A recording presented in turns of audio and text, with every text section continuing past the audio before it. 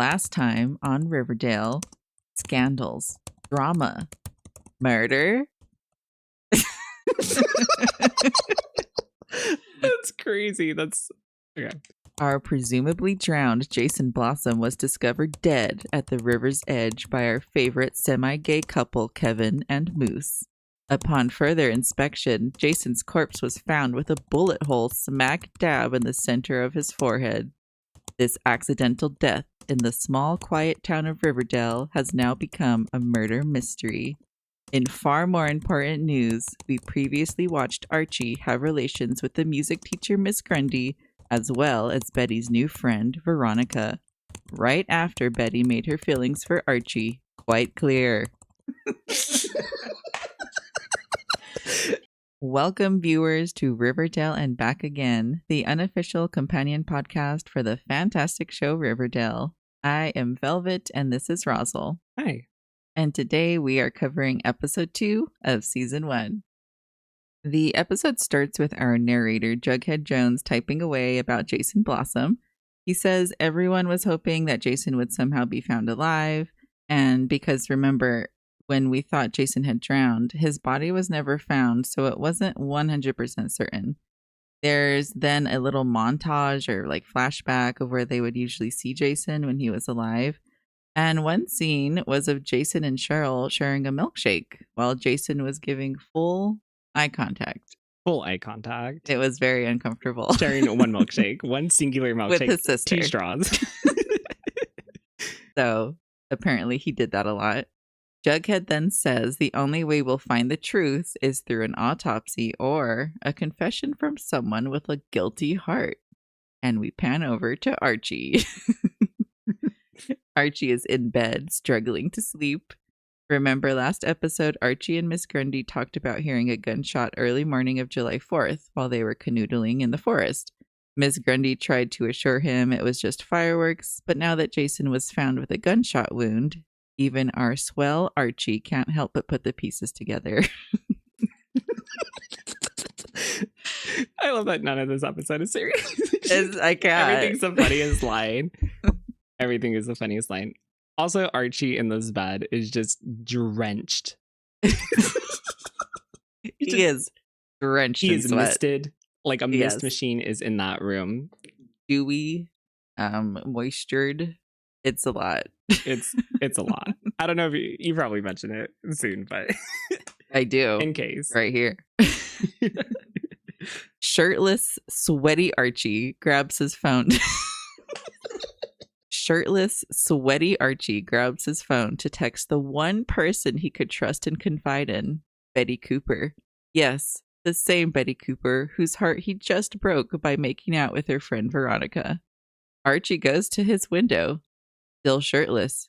He texts Betty Cooper the letter R, the letter U, up, ?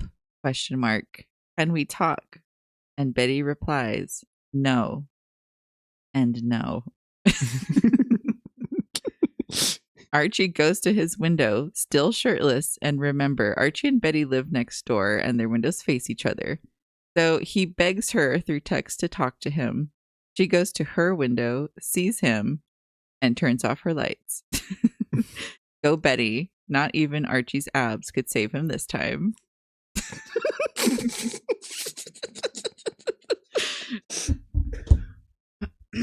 Oh, God.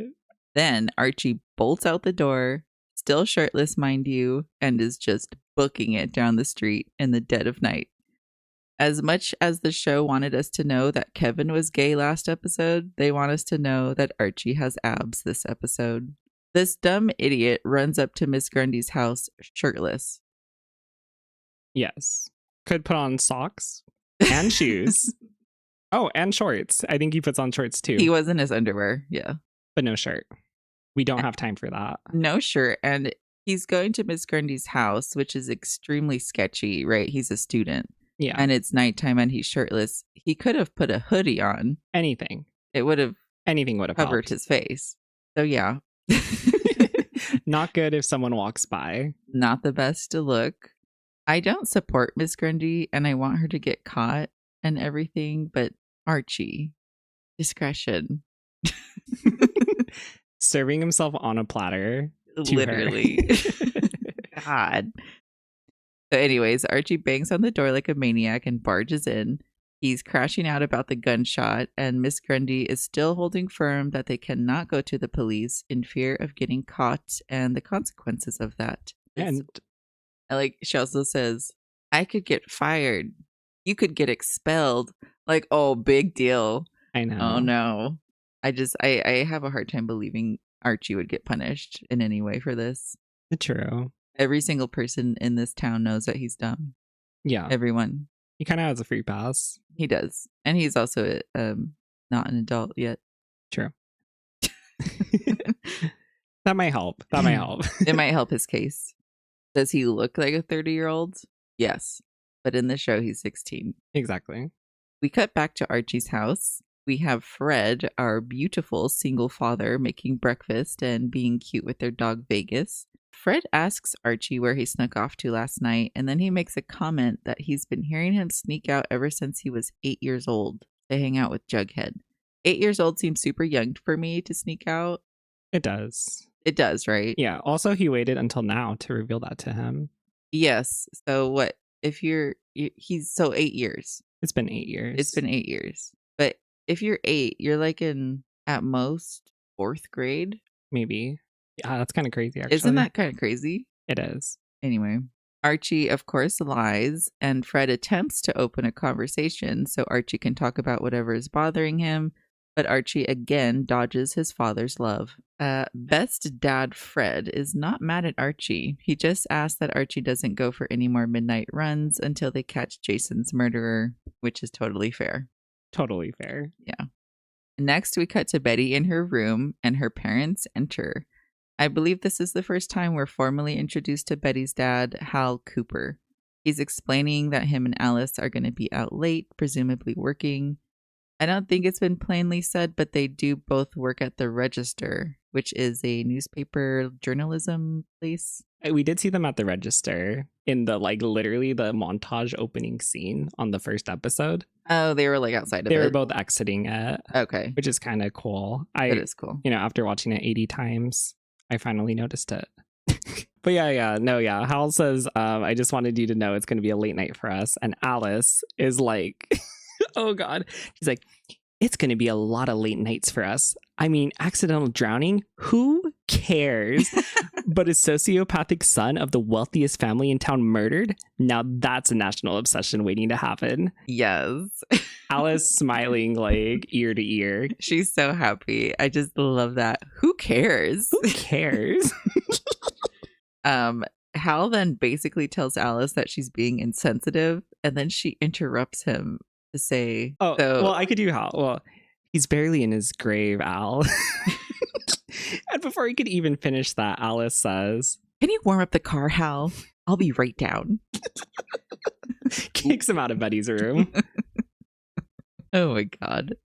When he leaves, Alice essentially tells Betty, I told you so, because Veronica, Cheryl, and Archie betrayed her at the after party over the weekend.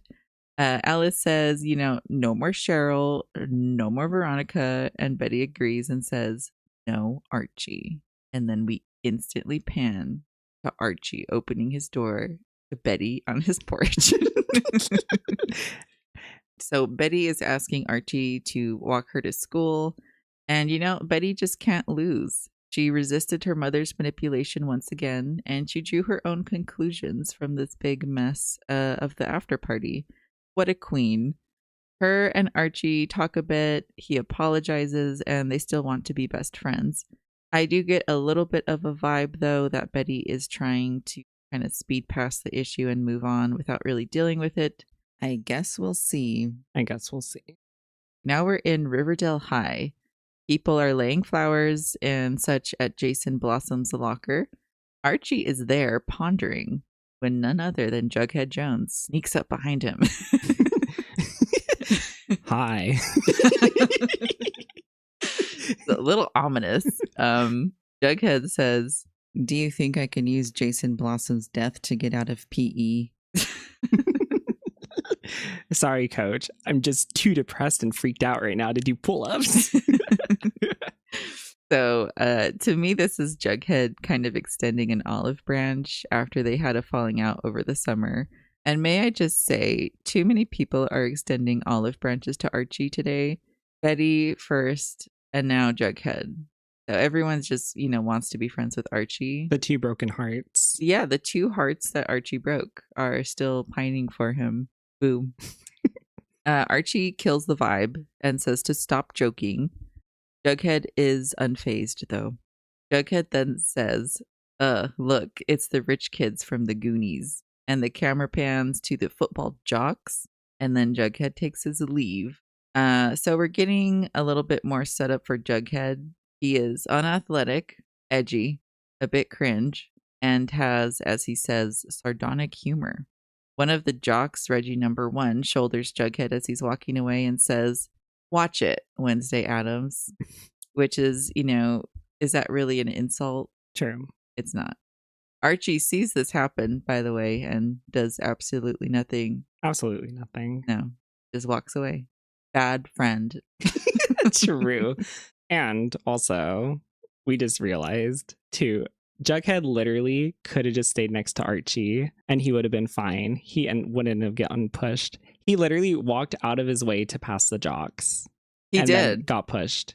Could have walked any other way. There's like 2 other directions he could have went. You're right. He wanted to avoid the jocks and instead he walked directly into them. Yeah. I think maybe he even walked into the middle one. He walked into Reggie right in the middle. I think Reggie... Or did Reggie move? I think Jughead was going to move past Reggie, but Reggie purposely shouldered him. Okay.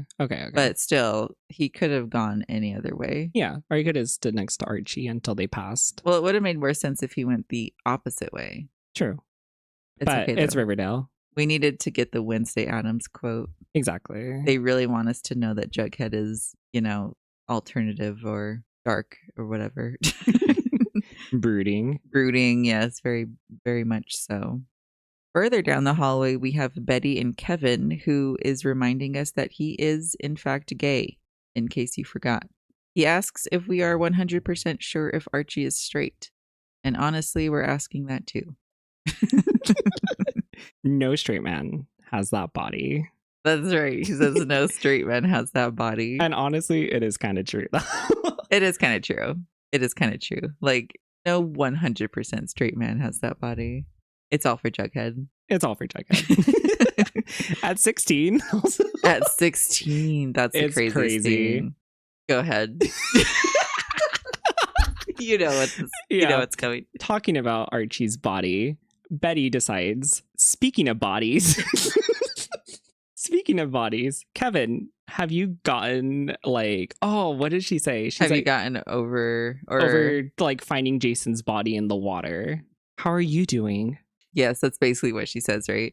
I think so. It's something like that. Speaking of bodies, how are you doing? Or something. It's a crazy line from Betty. The craziest segue. Yes, it goes from Kevin talking about how hot he finds Archie's bodies to Betty talking about Jason's corpse. There's no way to make it funny because it's already insane. That's insane. The problem. Speaking of bodies. And from Betty. Our sweet Betty. Oh, God. Yes. So Betty, who is a good friend, asks if he's doing okay after finding Jason's body. And Kevin says it was more traumatizing trying to explain to his dad why he was at the river with Moose. Which, honestly, if you're trying to cover up being gay, I feel like he could have just said they were having some beers and waiting for friends or something. True. That's not a hard thing to get out of. Yeah. How can you explain a firework at 6 a.m.? oh my God. We need to listen for it this year. For 6 a.m. 6 a.m. Yeah. Yeah. Wake up and see if we hear a firework. Because no one could explain that. You just can't explain a firework going off at 6 a.m. of July 4th. There's no way. No one would do that. Inconscionable. I don't even know that word. And no one would go to a river at night and hang out with your friend. It was also after the party, right? Oh, it was. It was after the dance. So it's isn't that normal to go hang out with your friends? Their friends hang out after a dance. Yeah. And it's they could have been oh, we're waiting for the girls to come and skinny dip or whatever. True. It was so easy. So Kevin's bad at lying is what we learn here. Kevin does mention that his dad is the town's sheriff, Sheriff Keller. Kevin then spies a bouquet of yellow roses at the front desk of the school. We get a very snarky comment from the receptionist lady who is possibly homophobic. We're throwing that in there. We're throwing that in. Yeah. I felt it a little bit. You saw her face. The side eye was bombastic, definitely. Bombastic side eye. And also, it felt unnecessary. Kevin just asked if those roses were for Betty. And what did she say? That's why I called her in, or something. Exactly like that. Like, oh my goodness. Then Kevin reads the card that came with the flowers. It's an apology bouquet from Veronica. Now enters Veronica with a small white box in hand. She says she flew in cupcakes from New York. Magnolia cupcakes. Magnolia cupcakes. They were on a plane. Made it all the way over there. Yeah. And I'm sorry, but if you're flying in cupcakes from New York, you better order at least a couple dozen. There are maybe like 4 small cupcakes in that box. 4 at max. Max. And maybe if they're like the gourmet cupcakes, there's only 2. True. It's like the size. It's literally the size of the phone right here. Like, I know. Honestly, it is so small. Like, yeah, there's probably 4 cupcakes max. Mini cupcakes, if anything. Yes. But it's like, it really though, if you're going to flew those cupcakes in on a plane. Yes. And you ordered 2 through 4. That's all Betty deserved. Also, waste of money. I would be pissed. Anyway, Veronica then quotes her mom, "There's no wrong the right cupcake can't fix." Amazing. Yeah. And then she throws in also some mani petties. Yes. Yes. She throws in some mani petties at Shay's salon as and well. Blowouts. Oh, and blowouts. You're right. So she's like, "Can you forgive me?" And Betty says yes. Just say yes. And then Kevin and Veronica both are like, "What?" Huh? Oh gosh. Yeah, Kevin was completely gooped. Flabbergasted. Completely. And then Betty basically says, "Don't worry, when this blows over, Betty and Veronica, they're just going to kind of forget about each other. And let's file that one away for future reference." True. Yeah, she was just saying, she was saying it was just like the path of least resistance, basically. Yeah, which is true. Yeah. I get where she's coming from. But also, we do need to give props to Kevin. Season 1 Kevin. He is Betty's bestie. He stands up for her. Yeah. He was like, "Oh, Betty, you have a problem with Veronica? I'm going to hate her every moment I can." Yes, every moment of my existence is hating Veronica. You will not forgive her. Never. Not under my watch. So we cut to the Principal Weatherby, in his office about to make an announcement. Next to him is Sheriff Keller and Cheryl Blossom. Did you want to make a comment about the way Cheryl is standing? I don't even know how to describe how she's standing. It's kind of like in a military pose in a way, like the most upright, staring straight. Like she's about to accept an award. Yeah, exactly. Yeah. That's actually the right way to describe it. Yeah, her gaze like never wavers. It's just she is like just looking there, and this speech is happening. Yes, and she just does not. She will not look away. It's so good. No one else is in the room, and they're all standing like next to each other, side to side, and it looks as if she's looking onto a crowd of adoring fans or something. Yeah. But there's just a microphone in front of them as they say this little announcement. Yes. So then Principal Weatherby very seriously and sternly says that the pep rally will be continuing as planned. And for a slight moment, I was very confused because I was like, why does the sheriff have to be here for that announcement? But then the sheriff gets on the intercom and explains the Jason situation to the school. At the end, he urges anyone with any information to come forward. As Keller is saying the speech about, it wasn't a drowning, we're treating as a homicide, it cuts through different groups of Riverdale high school It does. people. And I know it goes through like Josie and the Pussycat, and they're like, oh.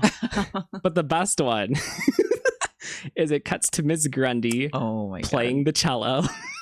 Yes, she's always playing the cello. She's always playing this cello in this music room for some reason. And then she's like looking up into the sky like, oh. And it's just so funny. You're right. That was weird. But I just wanted to mention she was playing the cello in case we forgot that she is the music teacher. You will see her every time you enter the music room. She is about to play the cello. Like she's almost lifting every time. The bow. Yeah. Like she constantly gets interrupted. Oh my goodness. All right. So as he is saying this, our subtle king Archie is staring dumbly at Principal Weatherby through the glass window. And Weatherby is just staring right back at him. Very confused. Archie then walks away. Jughead, though, sees this entire scene and then approaches Archie, who is now washing his face at the water fountain, which I thought was kind of funny. That is pretty sad. Right in the hallway. Jughead says that they were supposed to go on a road trip together over the 4th of July weekend, but Archie bailed last minute. Jughead asks if there's anything Archie would like to tell him. Dun, dun, dun. Pal.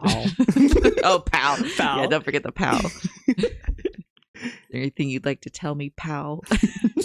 It just makes it so much better. But yeah, okay, so after Keller finishes his speech, it's Cheryl's time. It's Cheryl's moment now. And she goes and she's like, I want the killer to fry.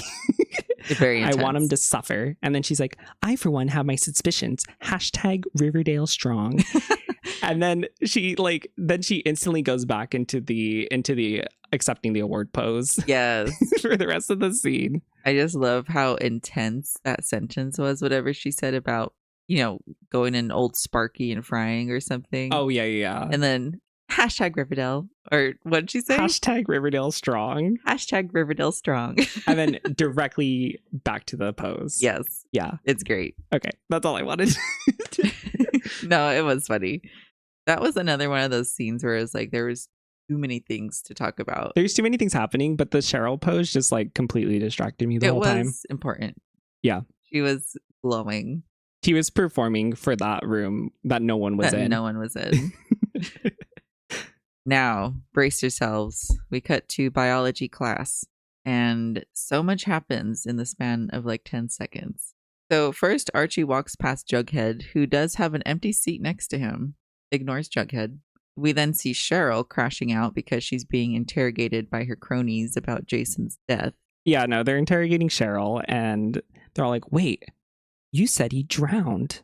And then she is like, but now he's dead. And she's like, well, like, maybe we made it to different sides of the river and he didn't make it and got shot. Yeah. So, which is fair. Holds up. I mean, Cheryl's story at this moment still makes sense. Yeah. The boat tipped, she made it to shore, he didn't. And then she doesn't know what happened after that. Yeah. And if she drowned, I mean, she wouldn't know. You kind of get shaken up, I'm guessing. Yeah, for sure. Yeah. The teacher then walks in and tells everyone to pair up. Archie pairs himself with Cheryl. I'm not sure why. Maybe to get more information about Jason. Veronica asks to be paired with Betty. Betty then says she's paired with Kevin. But then our not gay Moose says that him and Kevin are together because they talked. And puts his hand on Kevin's shoulder a little too long. And kind of squeezes it also. He does give a squeeze on Kevin's shoulder. And Kevin's like, oh God. Yeah, he looks right to Betty. Oh God. So now Moose and Kevin are talking at their table. Moose is being a little suggestive. And then Kevin says, we're all on the spectrum, but my gayometer says you should stick with what you know best. Girls. Moose doesn't push back on that. Veronica goes over to go sit with Betty, and she's like, fate paired us together, even though she clearly chose Betty. She pushed herself onto Betty. She pushed herself onto Betty, but was like, fate put us together, which I think was really silly.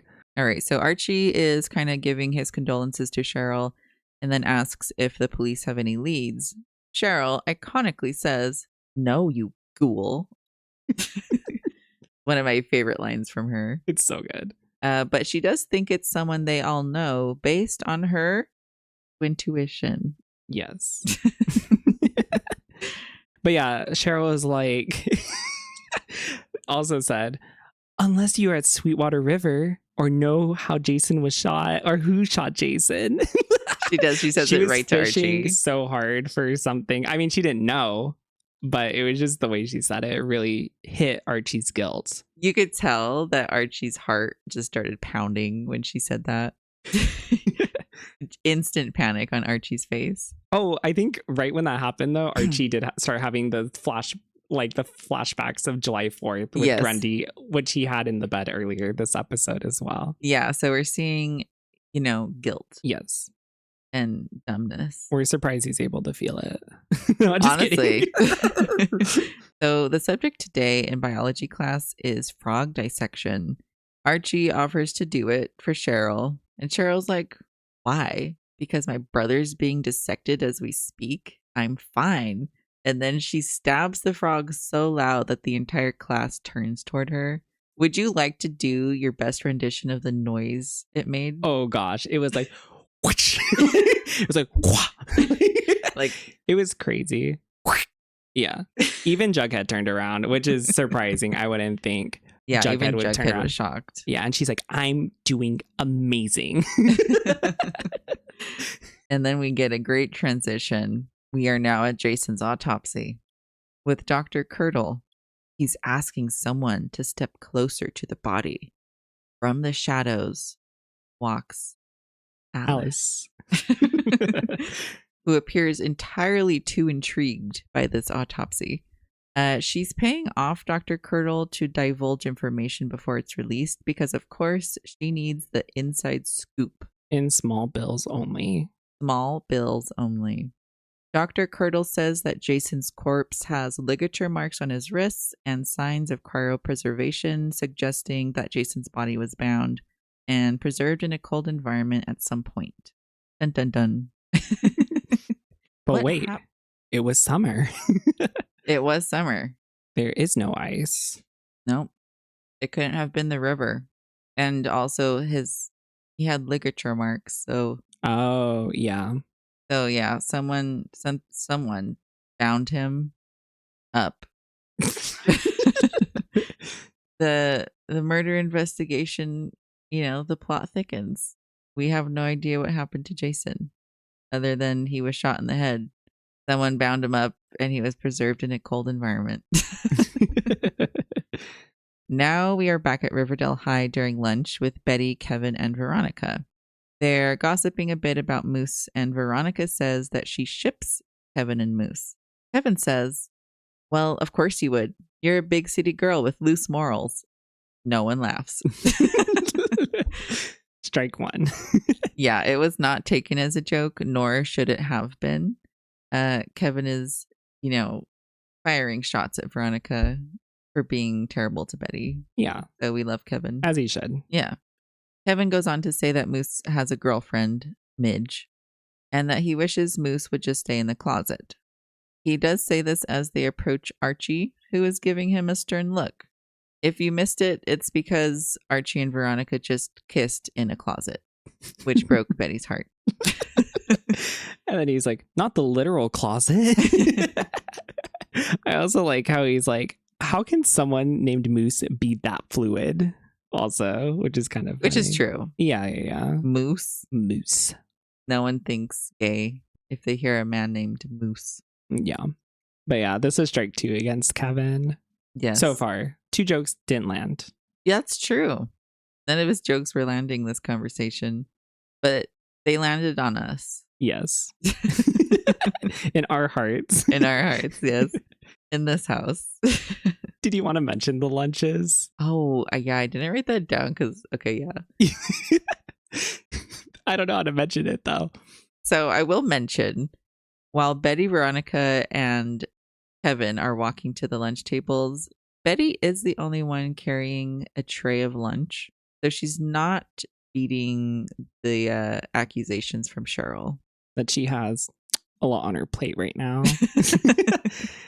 But the plate is just literally a slice of pizza. Oh, yes. A slice of pizza, an orange juice, and I think a fruit little cup. fruit cup. Yeah. And there was one other thing. Yeah. It was fruit. I think it was a banana. Oh, it was a banana. You're right. Yeah. And then Kevin had like a little sack of something. He had a brown paper sack that he had a tight grip. Yes. I don't know what was in there, but it never opens. We never see it. We and don't then know what it is. Veronica has a coffee and then the cupcakes. Yeah. Which in we the box. Also don't see. We never see them. Anyways. The apology cupcakes. The apology cupcakes that were never eaten. And you know what? Maybe if Betty had a chance to eat those cupcakes, this next scene wouldn't have happened. The alternate timeline. Yes. So they ask Archie if he has any new songs. Because they really need it right now. Because of the bad jokes from Kevin. So Archie starts playing his guitar and singing kind of like a love song. Yeah, he just mentioned song on the radio. We're dancing. Oh, yeah, those were the lyrics. Yeah. It was something really simple like that. But it starts. It's Archie. Okay. It is Archie. But hearing the word dance triggers a flashback in Betty. It did. It triggered Betty's flashback to the few days ago. Yes. By the way, at the dance. The semi-formal or something like that. Semi-formal, something like that. Yeah. So Archie sees that she's starting to look kind of upset and asks if she's okay, and she says no. Did you want to elaborate? I do not have the quote for that. She says, but she's like, the nice girl is supposed to just say like, oh, it's fine, everything's good, but I can't lie and say that. Yeah, she said like, I think she said I should or I want to say yes. That's what the good girl would say. That's what it is. But I can't. She turns and runs away, basically. Yeah, she runs away. Archie runs after her and tries to talk to her, but Betty says, and this kind of broke my heart, she says that the place that she feels the safest and most herself is with Archie in a booth at Pops, and that's not true anymore. So, it's kind of sad. I feel bad for Betty here. Mm-hmm. Archie kind of tries to console her some more, but then he gets called away by Principal Weatherby. Yeah. Standing ominously behind him. Archie.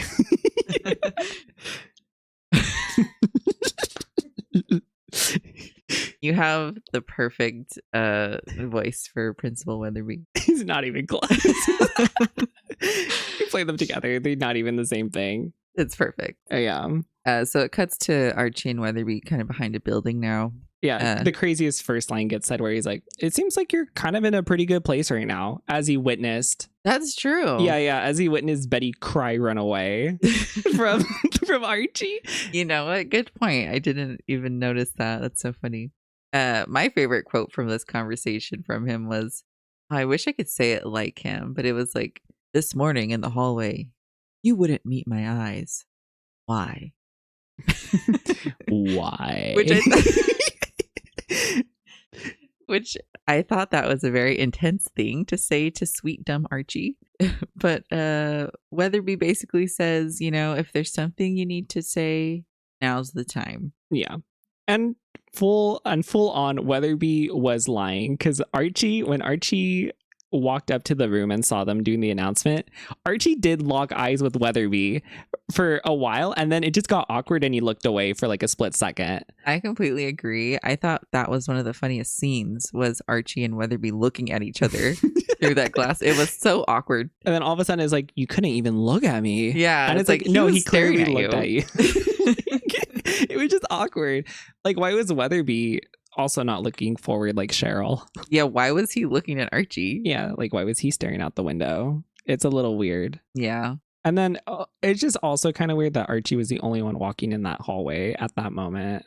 The one person. The one single person who's not in class. True. Why wasn't he in class? I don't know. But this also kind of happens a little bit later too as well, I think. Then it cuts to Archie barging into Miss Grundy's music class. And mind you, she is sitting at the cello with the bow slightly raised. Archie's freaking out because, he thinks Weatherby's onto him. Archie says that Weatherby told him not to be scared and he would make sure everything's fine. Then Archie asks Grundy if her feelings for him are real, because if they're not, he has nothing to protect. Oh, Archie. Of course she's going to say her feelings are real after you threaten her. Dummy. Yeah. And Grundy, to convince him, is just like, yeah. As her eyes look away, like she looks down and pushes up her glasses like she's stressed. Like she's just like, oh God, let me put this performance on. Yeah, she's like, our love is real. Yeah. Yeah. Yeah, it is. And then she's like, okay, wait, take 2. And then she's like, yes. What we have is real. She grabs his hand. Yeah. So they start getting a little too intimate directly in sight of the stupid little window on the door, directly in front of it. And who else, again, but Jughead Jones notices them through said window while he's walking by. And we get Rosal's favorite, like, a gif from this. Yes, he's staring through the realization. He's like, what? But this is the scene that I was talking about where Jughead's the only student walking in the hallway. Oh, he is. Yeah. Yeah, which is crazy. Like, so just the, like... You're right. Yeah. There's not a bunch of kids there. It's just him. Yeah. So specifically these times are just kind of crazy where they use the hall pass, I guess. I don't know. Yeah. I don't know. But only Jughead saw them. No one else. Who was walking past it like parallel. So he has crazy like side vision. Oh, true. Yeah. Okay. Even though they were in front of the, like, even though they lined up perfectly with the window, they were in the back of the classroom. Yes. Like, yeah, I don't think it is even possible to see them unless you're like perfectly perpendicular. Yeah, you have to be perpendicular staring straight into the window, but Jughead was walking, parallel to that window. Yeah, because this window was like not even like a head wide. That's like 6 inches wide. Yeah. And so he has to have amazing, what's the vision called? The peripheral. Jughead Jones has amazing peripheral vision. Yeah, confirmed. Or he was looking for Archie. So we cut to cheer practice. The routine has 2 rows of girls unenthusiastically twerking and forming an aisle that Veronica is dancing down. And the worst of all of them, sadly, is Betty. Yes, the worst of the twerking cheerleaders. I'm so sorry, Betty. I'm so sorry. We love you. Cheryl stops the routine and then lets off a barrage of great lines. My favorite being, will this beautiful, exotic, hothouse flower drown under the town's scrutiny or be swamped by her emotions? The answer, ladies, is no and no. Then Cheryl says she needs star power, so she's going to go call the Pussycats to see if they'll perform during the pep rally. Betty goes to take a little break and Veronica follows after her. Veronica is kind of trying to break the ice and starts gossiping a bit about Cheryl being psychotic. Then Betty fires some shots at Veronica and basically says, at least, Cheryl isn't fake. The girls start arguing a bit and Veronica says, it's not my fault Archie doesn't like you. Ouch.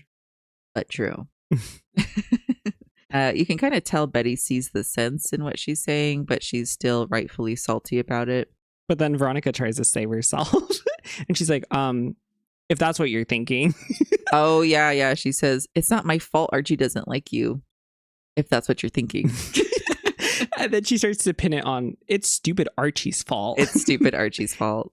Which, true. Kind of. Like, she was like, she says Romeo and Juliet is the exception, not the rule. Yeah. Most people don't love each other back or whatever. Yeah, like the person you like doesn't usually like you back. There you go. That.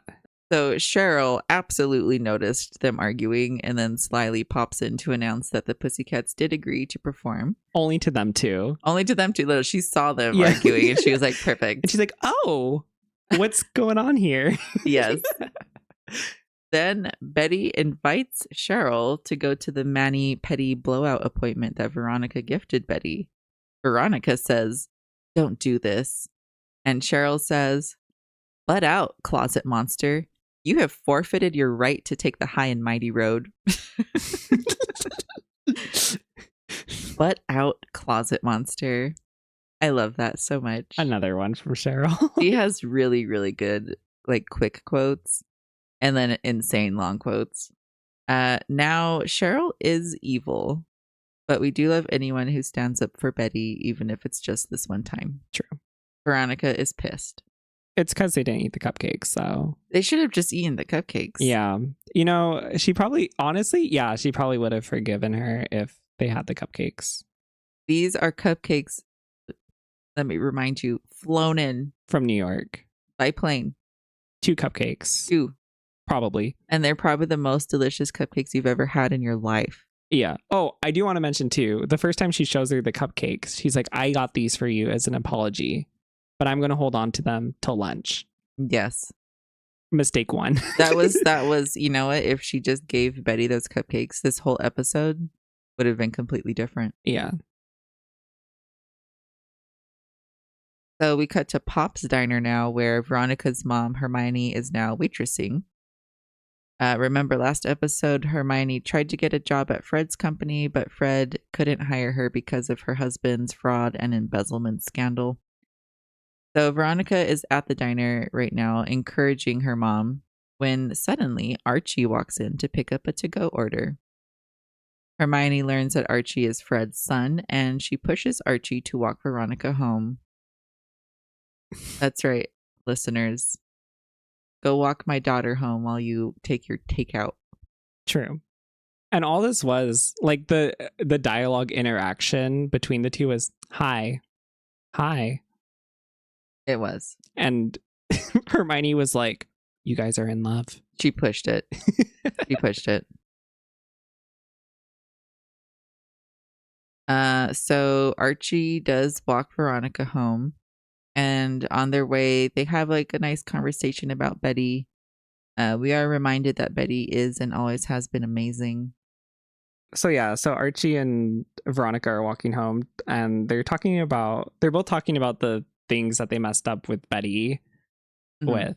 So, and then Veronica is like, oh, I feel like me and Betty were meant to be best friends. Like, it was destiny.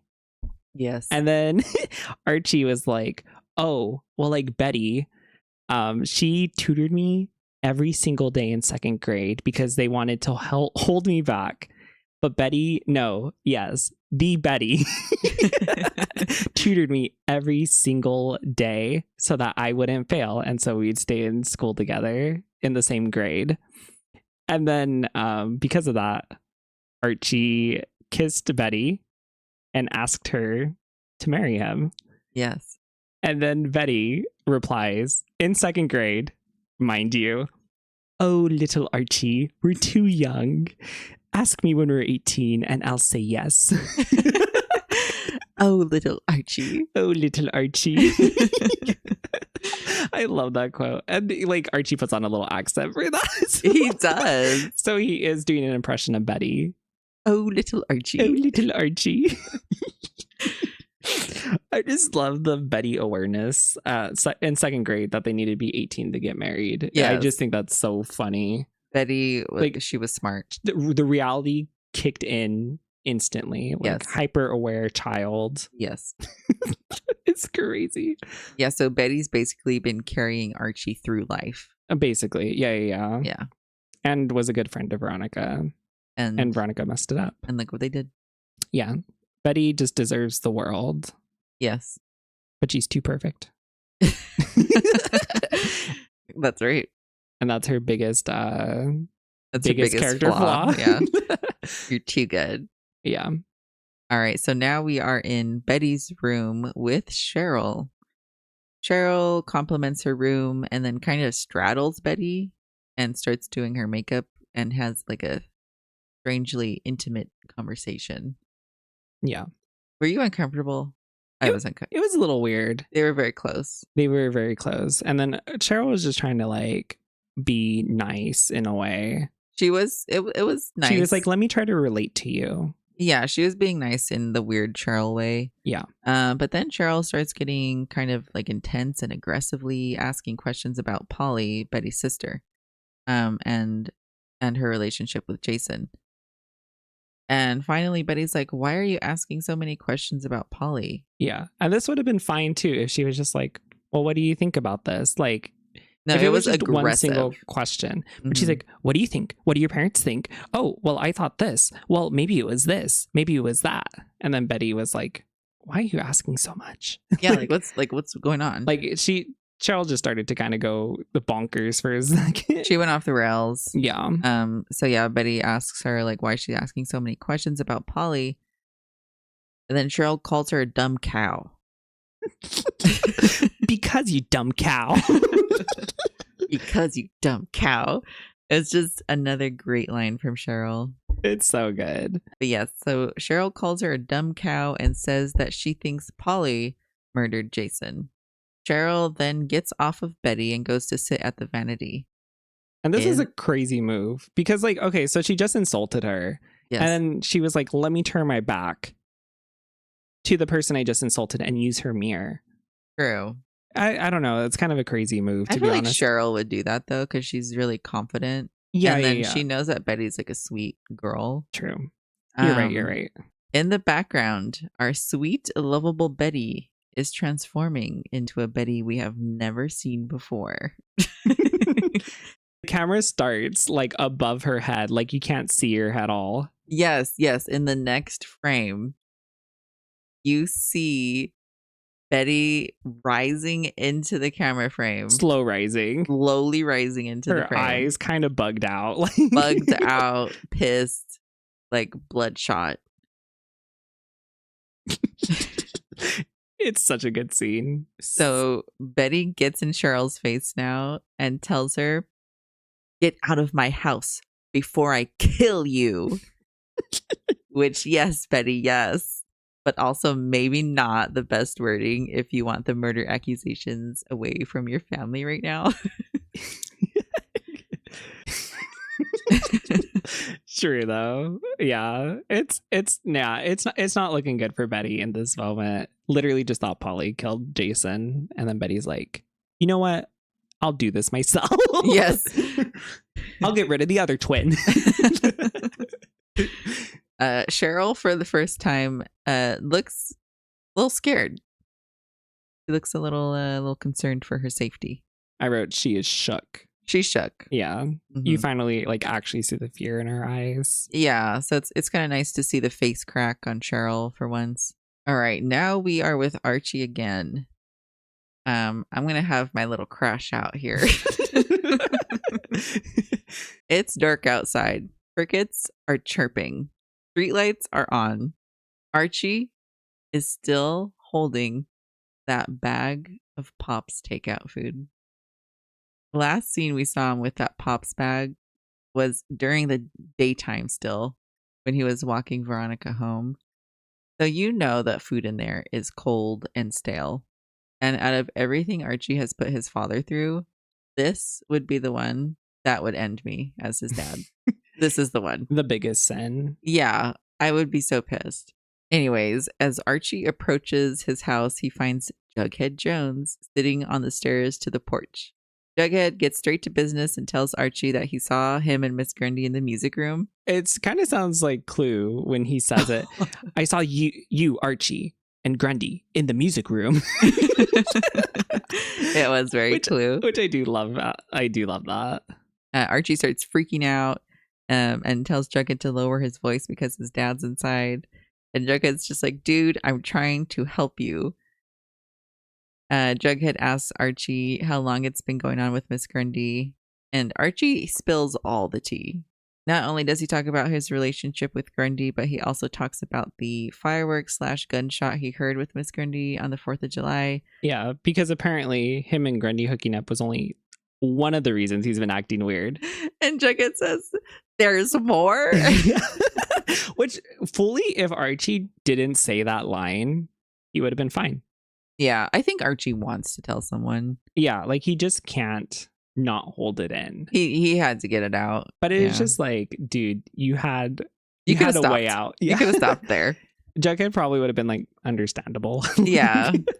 There's more. So Jughead, understandably is like, you need to tell someone about the gunshot. Archie pushes back, and Jughead says one of my favorite quotes: "A kid is dead, Archie, and you're worried about some cougar." So Archie starts defending her and says that Miss Grundy cares about him. And Jughead, who is a good and smart friend, tells Archie that she only cares about herself and that she's manipulating him, etc., etc. Jughead starts to walk away, and Archie grabs him and says, "If you tell anyone about this." And Jughead has the most disgusted face. We were just talking about how expressive Cole Sprouse's face is in this show. I love it. He is disgusted. He is disappointed. Did you have anything to add? The only thing I had to add was right before that. Uh-huh. Actually, because he was like, Jughead was like, oh, I bet it's Miss Grundy telling you not to come forward, right? And then Archie like pauses, and then Archie has like this whole thing. He's like, "What do you know about me?"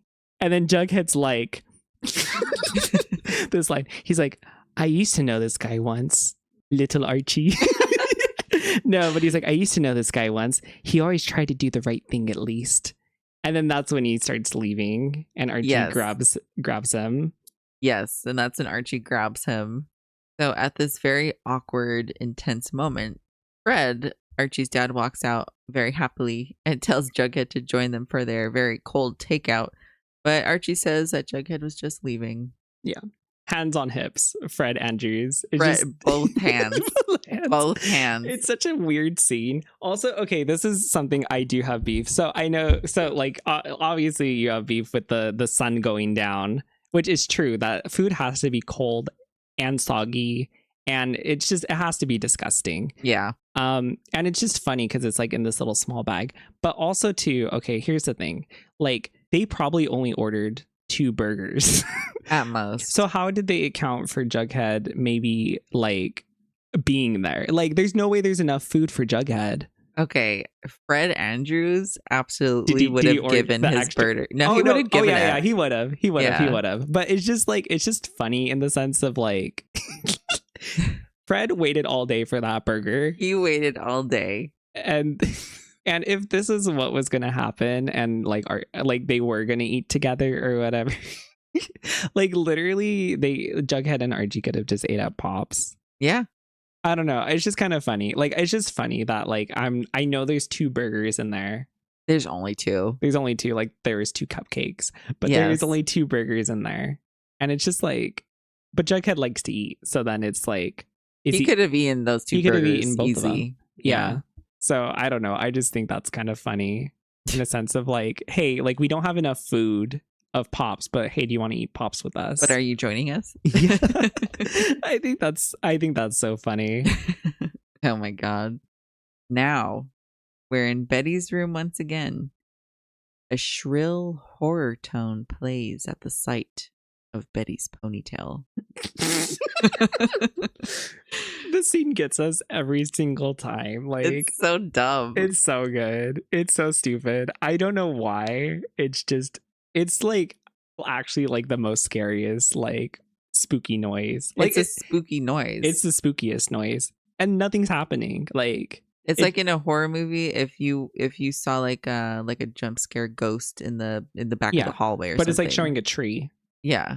Or a flower. Yeah. And then you just have Betty's ponytail. Or Betty's ponytail.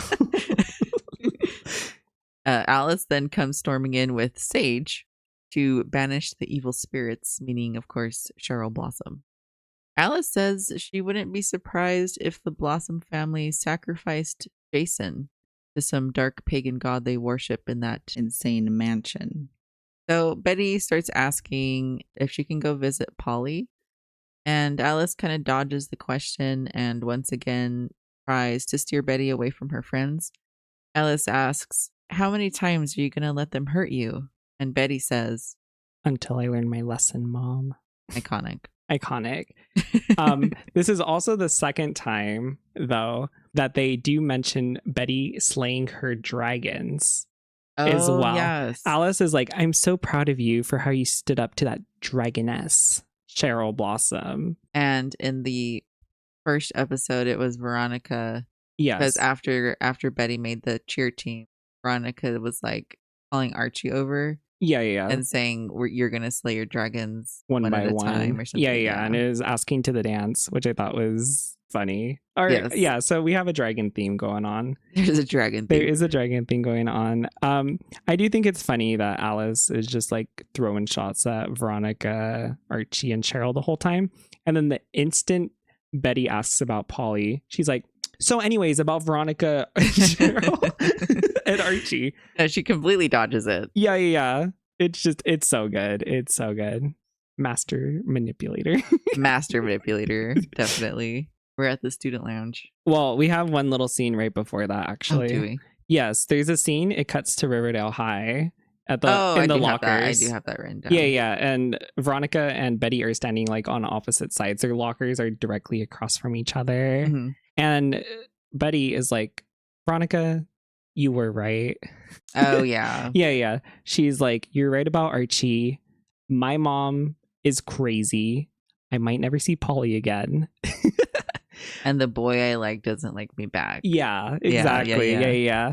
And then she was like, Veronica was like, well, if it's like any consolation, like Archie is miserable right now. And she's like my mom says, sometimes a friend is better than a boyfriend. Yeah. But I get what she's saying. Yeah. But, like it's good out of context. With the context, it's a little bit like, it's a little like you kind of caused this. just a little bit. You just can't stand too far apart in that closet. And it's also like that quote, a friend is better than a boyfriend, but it's like you kind of want Archie to be your boyfriend. Yeah. So it's kind of, that's what I mean. That's where it's like it's a little weird. A little iffy coming from Veronica in this moment, but she meant well. Yeah. So now we're in the student lounge. Rosal, did we have a student lounge in high school? I know teacher lounges exist. There was a teacher lounge, yeah. But a student lounge? I do not think so. I want to say no. But I think this is an indoor school as well. This is an indoor school, but surely they have lunch tables. There was outdoor lunch tables because that's where Archie was playing his music. True. And also in the first episode, there was different lunch tables that they're sitting at.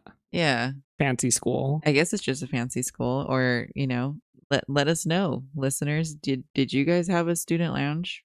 Because it seems kind of fancy. It's huge here. It's really big here. It's like really big. But also, it's a student lounge, but certainly you can't fit that many students in there. Yeah, the 14 students that go to Riverdale. Yeah, it's only like 20 max, like max. Yeah, but there's like 4 couches in there. 3 couches? Yeah. Something like that. I think there's a few tables too. Yeah. There's like a vending machine. Anyway, so the jocks are in the student lounge talking about football and Jason. Yeah. Betty, Kevin, and Veronica are also in the student lounge, kind of sitting in separate places. We have Jughead leaning against a counter next to the vending machine, and Archie, who is also there at the vending machine trying to buy something. But the vending machine keeps refusing his dollar. It just keeps spitting it back. Yeah, and Archie like pulls it out really, like he's like rips he, like, it out tries to put it back in. And I think Jughead's like watching this. Yeah, happen. Jughead's like watching it as it's happening. Jughead is watching Archie struggle at the vending machine while Reggie number 1 starts asking who Jason's killer could possibly be. Yeah, Reggie was just getting roasted by his coach because they thought it might be Reggie at first. Oh yeah, and he says, "Well, it couldn't be a jock." Yeah, well, he was like, "Why would I want to kill Jason? Jason's like our only good quarterback." Does he say that? Yeah, he's like, "Oh my god!" Like Jason's the only one who could throw, or something like that. So he's kind of also talking about Archie. Threw down his whole team. Throwing down everyone. Literally right. everyone. Everyone's there. Reggie has no enemies. So yeah, Reggie starts, talking about who could have done it. He says it couldn't have been the jocks. And then he goes on to say one of the longest and funniest quotes. Do you want to do it? Do you want to do it? Oh, also though, right before this though, so as he's accusing people, because he's like, oh, like maybe it's this, maybe it's that, maybe it's this. He accuses Moose, and Oh he introduces yeah. Moose because he's like, oh, our offensive tight end. He's like, Moose. Offensive tight end. Yeah. Oh my god. It's crazy. And he's like, what were you doing with Kevin at Sweetwater at night? No one could explain that. We don't have to add this, but going back to the beginning when Kevin was saying that it was traumatic to tell his dad or explain to his dad why it was like why he was at the river with Moose. Yeah. Kevin could have come up with a million explanations, but Moose actually this one would be harder for him because Kevin isn't in that jock circle. Yeah. It is someone outside of the circle. So the jocks are like, and he's hanging out with the singular gay character in the show at the moment. and Kevin's out, right? Kevin is out. Yeah. I mean, he talks pretty loud and says a lot of things, so I would hope so. Yeah. But yeah, so Moose is more in like a bind in this situation than Kevin is. Yeah. What could he really say? You know? There's not really much. Yeah. Yeah, so Moose is in a kind worse of position. Yeah, Moose is in a worse position. But yeah, Reggie goes and starts accusing everyone. Mm-hmm. And then he goes onto this huge quote. Do you want to say it? I feel like you would. I can say it. Okay, yeah.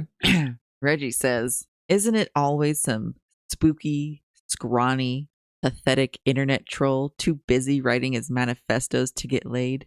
Some smug, moody, serial killer fanboy freak like Jughead."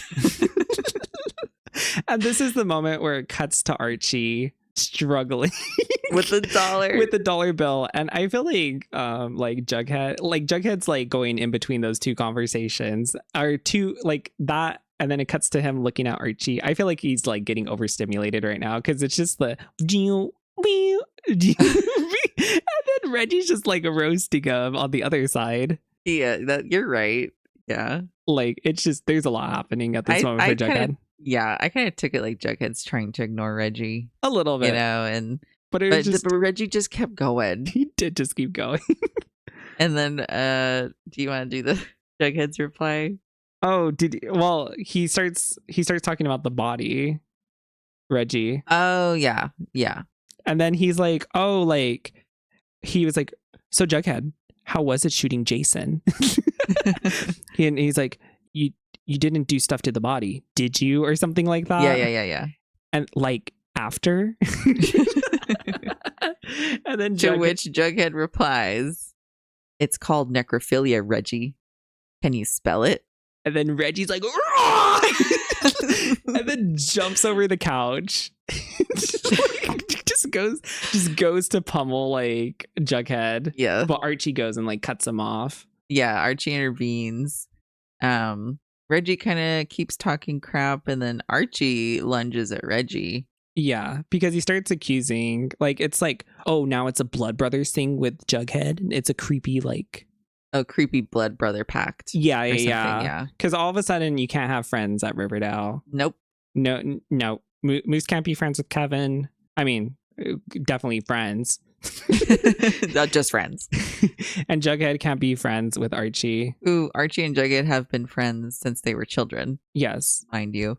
Yeah, they've only not been friends for one summer. Which no one would have known about because it was summer break. No one hangs out during summer. Yeah. In Riverdale. No. Not in Riverdale. Not in Riverdale. Everyone is off doing something different. But yeah, so Archie lunges at Reggie, and then Reggie, kind of pushes Archie back into the vending machine. The glass shatters. They fall to the ground, and Archie gets punched and knocked out immediately. Jughead's like stunned. He's like, oh, Jughead was stunned the entire time. Yeah. When Reggie like lunged at Jughead and jumped over the couch, Jughead's face was like, what? Yeah. Oh, and then Veronica stands up. Oh yeah, Veronica was sitting with Chad. Yeah, and like she was sitting on the arm, like the arm of the chair. Yeah. Next to Chad. Chaz? Chuck. It's Chuck. Chuck. Yeah, next to Chuck. And then like the first time they like scuffle right before they fight, she's like, boys. Boys. I remember that. Yeah. Which is so good. The way she says it is so good. But yeah, Archie instantly loses a fight. Oh yeah, immediately. Yeah, Reggie is just too strong. But this is literally right after, though, Reggie said it couldn't be any jock, and then accuses Moose and Archie. You're right. So he just like into the span of 2 seconds, He lied. betrayed everyone. Mm-hmm. Yeah. So now we're at Archie's house. Archie has an ice bag over his black eye. Fred walks in and asks him what happened, and kind of without revealing anything, Archie tells his dad that there's this girl who is stopping him from doing what he believes is the right thing to do. Best dad Fred, instead of prying, just says, you gotta do the right thing, even if it's hard. Yeah. That's kind of what that scene was. Yeah. And there was no problem he had with Jughead. It was about the girl. Yeah. I think Fred was a little like, was this because of that weird intense moment I walked out on? He also said, did Jughead give you that black eye? He did ask if Jughead gave him that black eye, which Fred thinks Archie would lose a fight against Jughead. So Fred has little faith in Archie. Everyone knows Archie cannot win a fight at this moment. It's so funny because while Archie's tall, he's built, he's like a big guy. Yeah. We love Jughead. Jughead is great. Jughead's a little scrawny. A little bit. A little. And so it is kind of sad that Fred would think that Archie would lose a fight against Jughead. But he might. He might later. I don't remember. I don't remember. I feel like they do get into a fight at some point. Yeah. I mean, maybe Jughead's like faster or something. Jughead's like a little more like, what's the word? He's like a rogue character. Yeah. And then Archie's just kind of like, I don't know, like just a fighter, barbarian. Yeah. Jughead probably has more moves. Yeah, that's what I mean. Yeah. Well, anyway, we have this crazy time lapse. So we're aware that it's nighttime and stormy outside now. Yeah, it kind of gives like the scene, like, yeah, it's like this really fast thing where it goes day to night. Yeah. And we kind of see like, it kind of looks like in the opening shot of when they show the Riverdale town, there's like this little like lake. Yes. I think it kind of looks like that lake. It does. Which I don't know if we really see the lake going forward. I know what you're talking about, yeah. But it is like a weird lake that we haven't seen before. I don't think we ever see a lake. Yeah. It's always the river. But maybe we'll see a lake. Keep your eyes peeled. Now we are at the pep rally. The whole town is here, seemingly. What is a pep rally? Me and Velvet have been trying to figure this out. Okay, so like so the cheerleaders are there. Yeah. The football people are there. In their uniforms. But like, what do? Do they just toss the ball to each other? Well, like, the band is also there. The band is also there. And then the entire town, like all the parents and students. Yeah. And the mayor. And the mayor. So who is it for? Who is it for? Well, we know who it's for. Cheryl. Well, and Jason. But like, Jason, it's technically for Jason. But like, what are they doing there outside of that performance? Like outside of the band playing, outside of the cheerleaders cheerleading, right. What are the football players doing? Are they just casually tossing the ball to each other while they all stare? And then they would be like, Jason would throw that far. I don't know. If you can't tell, listeners, Rosalind and I weren't the most involved in athletic or, school events. Yeah, I think we went to one football game. We went to one football game and we had fun. Yeah, that's where you gave me that jacket. Which one? The teal? The teal one, yeah, that I wore for the rest of high school. There's some lore for you. And then that kind of became my favorite color because of that jacket. It was a really nice jacket. Yeah. I know. I never had a jacket as good as that one. And we never will because I could never find it again. Yeah, I'll never know. Yeah, we'll never know. But yeah, I don't know what a pep rally is for. Yeah, what's a pep rally, like, guys? I get it if the football players weren't there. And it was just like a performance thing. If it was like a let's like show off our cheer routine. Let's show off our band routine. Like, hey, this is what we're taking to regionals or something. Yeah. Like, like something like that. But it's like, what are the football players doing? Are they playing a mini game against each other? Like, is it half on half? Is it like, what is going? I have no idea what's happening. I just imagine them like tossing the, like I said, I just imagine them tossing the ball to each other and being like, whoa, dude, yeah, all right.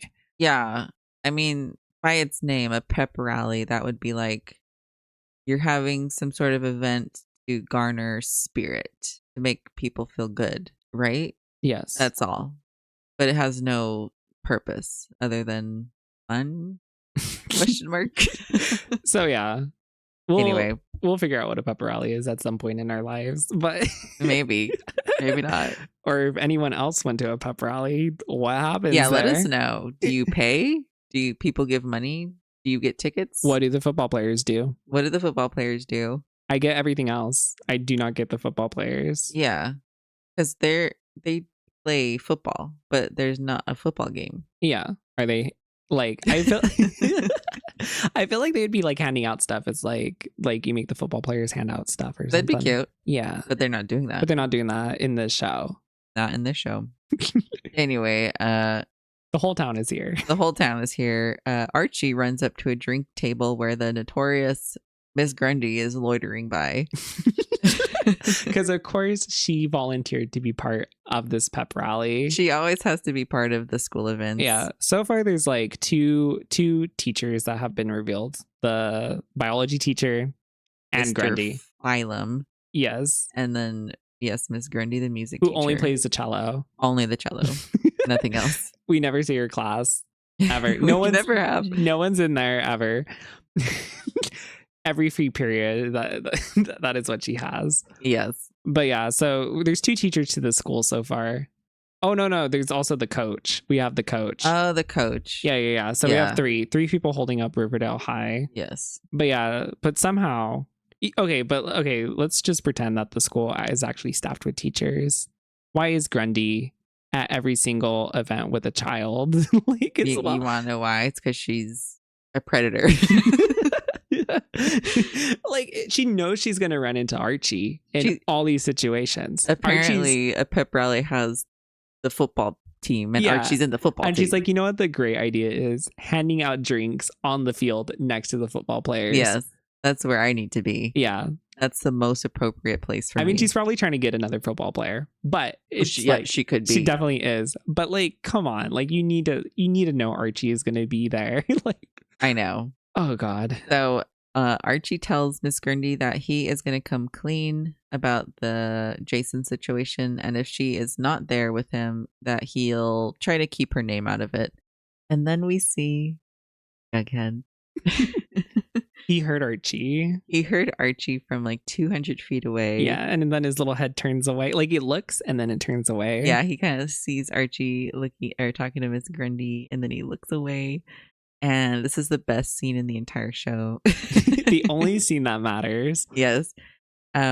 You cannot convince us here in this house that there is zero romantic, flirtatious tension here. Archie starts kind of apologizing, and Jughead forgives him. But Jughead's being coy. He's being a little silly. He's being a little flirty. They love each other.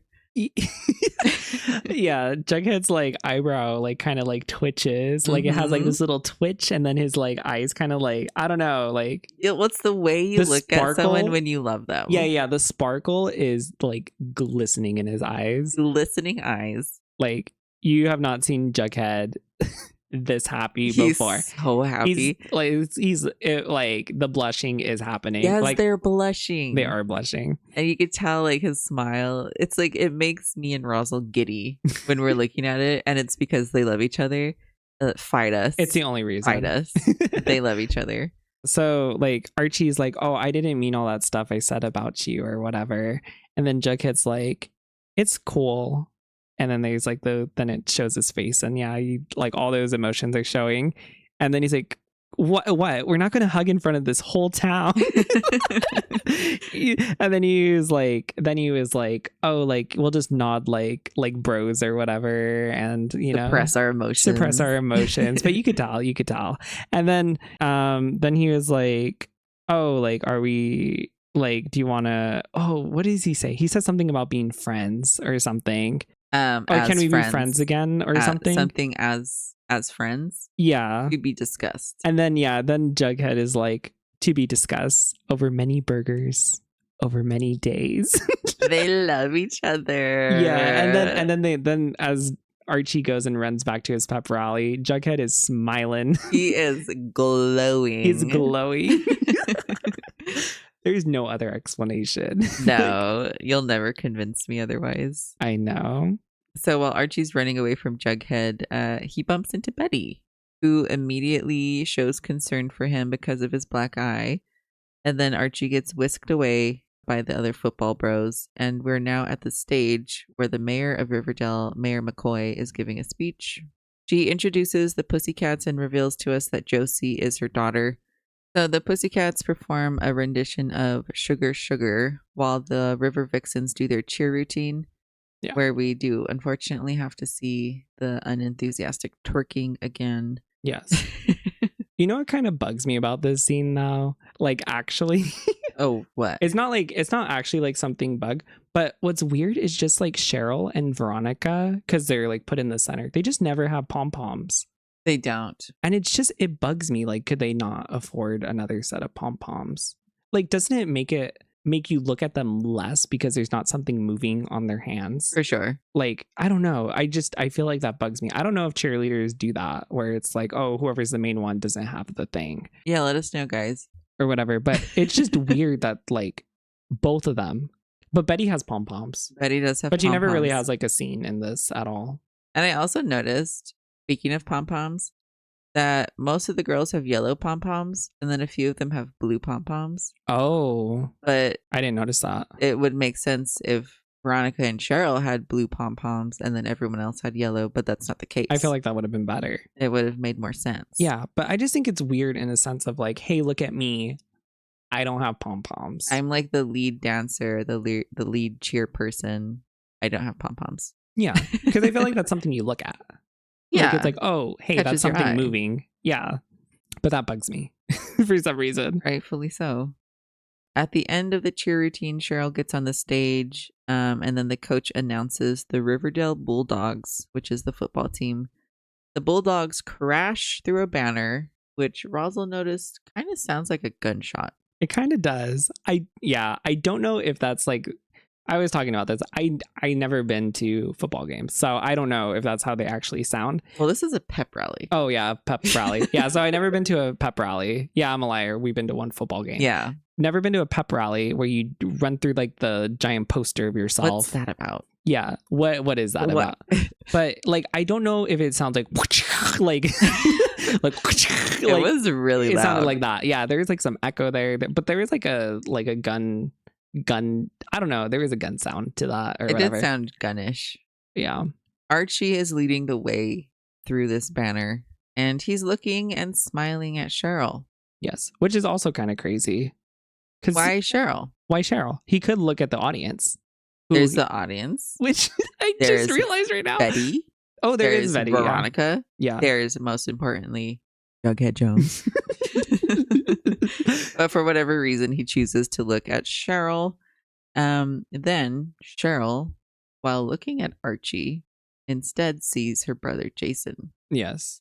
And she gets kind of flashbacks of everything that happened, which is understandable. Yes. And in one of the best scenes, she just books it across the entire football field in the rain. Yeah. Everyone turns around.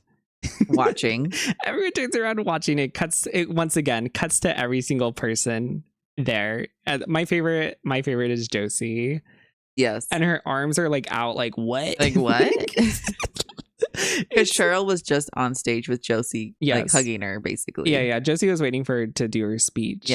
Yeah, which she didn't do. We noticed that the scene where we have Cheryl running across the field is just like half a second too long. Yeah. And it makes it comical. But what's funny too, is the camera. Okay, so the camera could have stayed still because she was like, she would make it. She would make it to the end of that camera, and it would have been fine. But the camera kind of like pans, and you see how far the field is that she has to run. Like she's not even she's like a quarter of the way there. Exactly. Yeah. So this entire audience watched her run across the field for a very long time. A very long time. Yeah. And it's just like, and even her getting to that fourth already was too long. Yes. Yeah. It was. Like it was like a second or two too long, but then the camera pans and makes it so much worse that Like she's still got a ways to go. She's got a ways to go. Betty starts to go after her, but Veronica gets there first. So Cheryl is in the locker rooms crying, and Veronica goes to comfort her. Cheryl then says, "You don't understand. He was supposed to come back." Veronica looks really confused, but continues to comfort Cheryl, who then hugs Veronica. Betty walks in to see this exchange, and the scene cuts back to the pep rally. Yeah. And it's kind of weird too. Betty kind of walks in like a little bit before that, and she's just standing there watching them. She gets there right before Cheryl hugs her. Yeah. And if Cheryl opened her eyes, she would have seen Betty there. But super awkward. Good thing Cheryl never opened her eyes. Yeah, she was crying too much. Yeah. And also too, Veronica's back was to her, but Betty had to escape during that hug. Yeah, you had to have like awkwardly walked backwards or something. But it was a little weird. Like she was fully, once again, in the middle of the doorway, as every Riverdale character stands. Yeah. Just staring. Front and center. But no one saw Betty. So back at the prep rally, Betty approaches Veronica just to say, basically, it was nice of Veronica to help Cheryl. And then Betty invites Veronica to Pops for a milkshake. Yeah, and Veronica's like, "Are you sure?" And then they do a little thing, and then she's like, "Yes." Yeah, so that was really cute. What I do like about this pep rally scene was Archie and Jughead patch things up. Betty and Veronica patch things up. And then we got a little bit of Archie and Betty, patching things up a tiny bit. Yeah. So, it was a feel-good pep rally, other than, of course, Cheryl having a mental breakdown because of her dead brother. Sorry, Cheryl. But then we do get to go to Pops now. Betty gets an old-fashioned vanilla milkshake, and Veronica gets a double chocolate, not a single. Double. Yeah, and these milkshakes were slammed on the table as well. Slammed on the table. Oh, and the waiter does this like crazy double finger snap finger gun. But now me and Velvet have to constantly. We're trying to do it. We're trying to do it. It's so good. 2 milkshakes. What does he say? Also, I don't even remember what he says. It's like 2 milkshakes for you, and then the snap. Yeah, something like that. Yeah, it's so good. So now we gotta continually do that. So with their milkshakes, the girls then make a vow to never let a boy come between them again. When they clink their milkshake glasses together, there is a flash of like headlights through the blinds at the booth they're sitting at. I guess it's just to signify like they made the little vow and like the little clink, Oh, mm-hmm. That's what I assumed, because it seemed very on purpose. Yeah. Anyway, immediately after, in walks Archie with his boyfriend Jughead. Canonically, and Betty invites them to sit with her and Veronica. Jughead says yes, but only if you're treating. They all have a good laugh. Jughead jumps over the booth behind Veronica to sit next to her and introduces himself to Veronica as Jughead Jones the Third. Yeah, Veronica's like, the third. And this is where Riverdale really starts. We get the 4 main guys, in a booth at Pops. Then, as we're getting close to the end of the episode, Jughead begins narrating. He says, to someone on the outside, peering in, it would have looked like there were 4 people in that booth. But I was there, and I can tell you, really, there were only 3. A blonde girl, a raven-haired girl, and the luckiest red-headed boy in the universe. For one shining moment, we were just kids. Those bright neon lights of Pops keeping the darkness at bay, giving way, as all nights must, to a morning of reckoning. Ooh. Oh. We get the reckoning mentioned again. I know. Maybe we do need to do a reckoning counter. We might have to. Because it really is like, what would this be? It would be 3 or 4. Yeah. I'll do it in like a little graphic thing. I think we should count the reckonings though. There's been quite a bit already. Yeah. It seems like a word that they really like to use. Also the word incarnate. Oh, yeah. They use that so much. Yeah. Well, everyone's the devil incarnate. Devil incarnate, Satan incarnate. Yeah. Something incarnate, yeah. The scene now cuts to Archie at Riverdale High, about to walk into the principal's office, when out walk the principal and the sheriff, heading somewhere else. They go to the biology class, where Cheryl stands up, seemingly aware that they are there for her. She puts her hands out to be cuffed, saying everyone will find out soon enough. Veronica asks, "Find out what?" And Cheryl says, "That I'm guilty."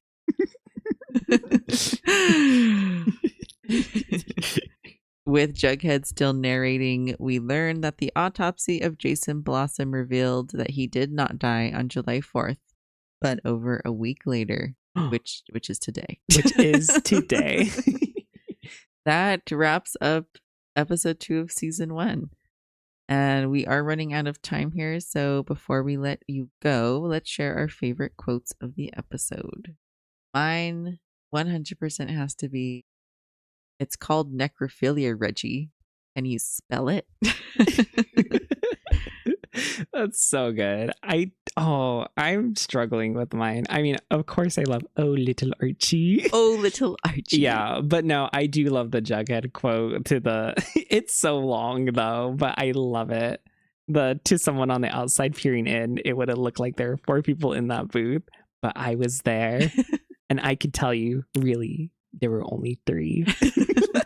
I don't know, something about that is so funny. No, it is funny. Like, we get what he's trying to say, but it's also like, He was there. you were there, and which I makes can it tell hard. you. Oh God, I love that quote so much. It's so Jughead. It is. Yeah.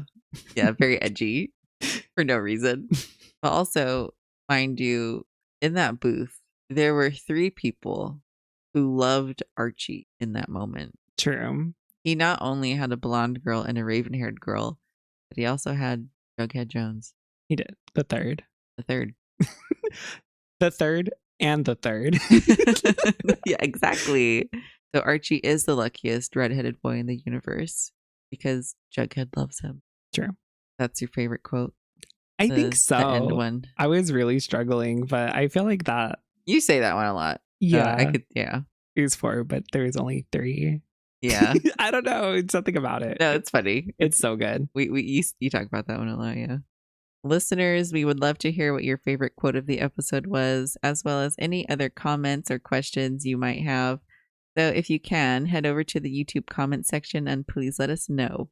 If you're interested in commercial-free listening, bonus content, or if you just want to send some support our way, please check out our Patreon.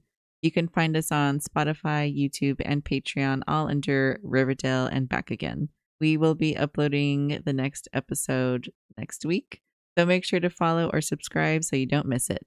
Thank you all for hanging out with us, and we're looking forward to hearing from you. Until next time.